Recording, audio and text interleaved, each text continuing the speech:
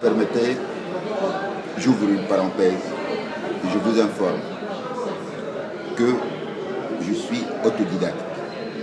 Je n'étais jamais à l'école. Ne faites pas attention à des erreurs en français ou... Bon, je n'ai pas de complexe. C'est comme ça que j'ai appris. J'ai appris par l'oreille le français. Vous n'avez jamais été... Donc, il risque que je commets des erreurs de grammaire ou je ne sais pas quoi, mais je ne fais pas attention, je veux m'exprimer. Et j'espère que j'arrive à vous transmettre le message. Ça, c'est plus important pour nous. Voilà, je ferme la parenthèse. Merci. La vie quotidienne des handicapés. Ça, c'est mène à l'intégration de la personne handicapée. Ça, c'est très important. Il y a beaucoup d'obstacles, beaucoup de problèmes. On peut commencer par les jardins d'enfants. Je ne sais pas si vous êtes au courant que la majorité, à 95 à 98% des jardins d'enfants refusent les enfants handicapés. Pourquoi? Parce que les parents des enfants non handicapés refusent la présence d'un enfant handicapé dans le jardin d'enfants où leur enfant se trouve. Parce que c'est le regard de cet enfant handicapé, il perturbe leur enfant. Donc, j'ai des témoignages, hein? Non, je suis désolé, je ne peux pas accepter votre enfant.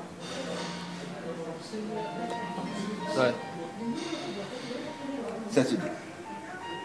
Le problème de scolarisation, il y a beaucoup de difficultés. Il y a un problème de transport. Le transport public n'est pas accessible, surtout pour les handicapés physiques. Le problème architectural, l'urbanisme, les escaliers et tout. Comme vous le savez peut-être, les établissements scolaires, ont des escaliers, des problèmes de premier étage, deuxième étage, les facultés, les lycées, les collèges, etc. Même les écoles primaires. Donc, un enfant sur fauteuil roulant, il n'a pas sa place dans les établissements. Ou s'il n'a pas sa place, il ne leur donne pas la possibilité d'avoir sa place. De corriger, de faire des choses pour lui faciliter l'accessibilité. L'accessibilité, je souligne ce sous-titre, c'est très important. Pour pouvoir sortir, même dans les maisons des personnes handicapées, c'est un fait. Ils ne prennent pas en considération la présence de leur enfant dans la maison. La maison, elle n'est pas accessible. Et malheureusement, il y a un pourcentage très minime qui adapte leur maison à leur enfant pour l'accessibilité. Et on sort le trottoir, l'escalier, tout. Les handicaps physiques, les malvoyants et les aveugles trouvent des difficultés énormes. Les sourds, il y a un problème de communication qui est énorme. Les sourds ont un problème très important dans la scolarisation, aussi, la communication. Et personnellement, je refuse, je rejette les solutions d'isolement, de ghetto. Bon, tais-toi, on va te faire un centre. Et la plupart du temps, on trouve les centres éloignés de la ville, dans la forêt, autrement dit. Ça, c'est le ghetto, c'est l'isolement. Par exemple, l'intégration scolaire moderne, c'est qu'on prend le groupe, on prépare un groupe avec les éducateurs spécialisés et on prend le groupe avec leurs éducateurs spécialisés et on prend une classe dans l'établissement scolaire ordinaire. Ça, c'est la première étape d'intégration. Les enfants peuvent se trouver dans récréation, etc. Le contact. Et le contact avec les personnes non handicapées doit commencer, mes jardins d'enfants. Si l'enfant il est habitué à l'enfant handicapé, au fur et à mesure, quand on devient jeune et tout, et adulte, on est habitué à l'enfant handicapé, on l'accepte et on peut l'intégrer. Ça, c'est très important. Pour vous donner la preuve, j'ouvre une parenthèse. Je suis marié avec une femme handicapée. Bon, j'ai choisi le chemin un peu le plus difficile. Pour prouver à la société qu'un couple handicapé peut réussir. Avec la volonté, avec le courage, sans complexe et tout, on peut arriver. J'ai 2 filles. Dernièrement, عرست في الموis d'octobre, عمرها 27 ans, وواحدة عمرها 23 ans, étudiant. Mes filles ne sont pas handicapées, bien sûr.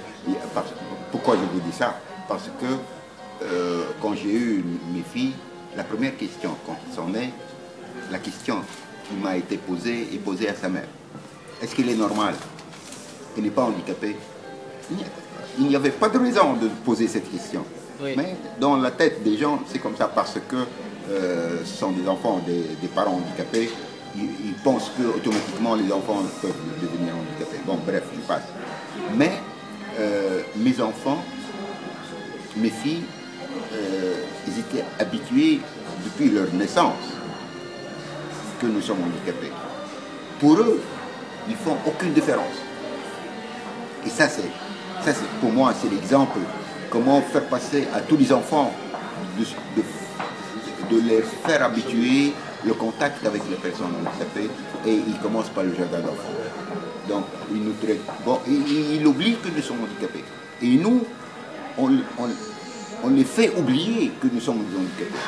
Non, je ne peux pas faire ça, et le pauvre, etc. Ça, non.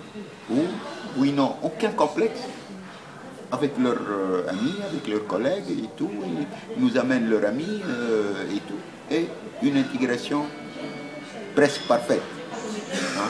J'habite dans un appartement aussi spécialement aménagé pour handicapés. Inch'Allah, je vous invite de venir chez moi pour voir sur le terrain qui n'est pas là. Donc, c'est ça qu'il faut. Mais, moi, je me considère comme un échantillon.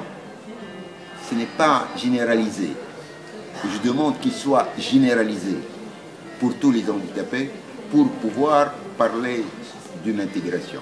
Femme, une grande partie de la société et de l'État, ou femme, une bonne partie aussi de la personne lui-même. Oui. Il ne faut pas se laisser aller avoir tout sur le plateau. Hein? Oui. Ça, c'est très important. Ce qui me fait souffrir, ce n'est pas mon handicap. J'ai accepté mon handicap. Et la majorité, je pense, des personnes handicapées acceptent leur handicap. Mais qui nous fait souffrir, c'est les handicaps qui sont créés par la société, par le pouvoir. Ça, c'est très important. Donc, notre association, et moi, et vous, on fait de la sorte pour éliminer ces handicaps qui entourent la personne handicapée. Si on arrive à réaliser même 50% de cela d'ici 3 ou 4 ans ou 5 ans, déjà pas mal et c'est bien, et on va voir le handicapé bien intégré dans la société. Voilà, merci. Parfait.